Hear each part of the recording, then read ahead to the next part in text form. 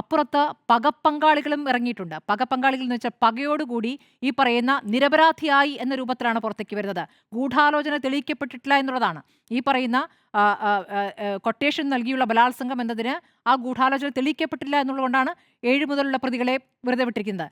ആ വെറുതെ വിടുന്നത് നിരപരാധി എന്ന രൂപത്തിലേക്ക്, അതായത് എല്ലാം തെളിഞ്ഞിരിക്കുന്നു, ഇത് അവസാന വാക്കാണെന്ന രൂപത്തിൽ ഈ പകപ്പങ്കാളികൾ കൊണ്ടാടുകയാണ്. ഇത് കണ്ടില്ലേ, തെളിഞ്ഞ് ഞങ്ങളിതാ പുറത്തേക്ക് വന്നിരിക്കുന്നു എന്ന രൂപത്തിലല്ല അതിനെ കാണുന്നത്.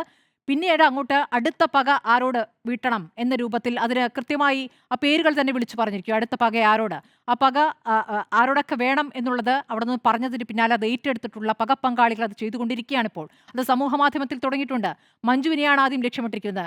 മഞ്ജുവിനൊപ്പം തന്നെ മാധ്യമങ്ങളുണ്ട്. അതിൽ ചില മാധ്യമ പ്രവർത്തകർ പ്രത്യേകമായിട്ടുണ്ട്. അതിൽ ചില വനിതാ മാധ്യമ പ്രവർത്തകർ പ്രത്യേകമായിട്ടുണ്ട്. അവർക്കെതിരെ സ്വഭാവഹത്യയുമായിട്ട് അവർ ഇറങ്ങിയിട്ടുണ്ട്. അത് തുടരും. അത് ഇങ്ങോട്ട് നീങ്ങിക്കൊണ്ടിരിക്കുകയാണ്.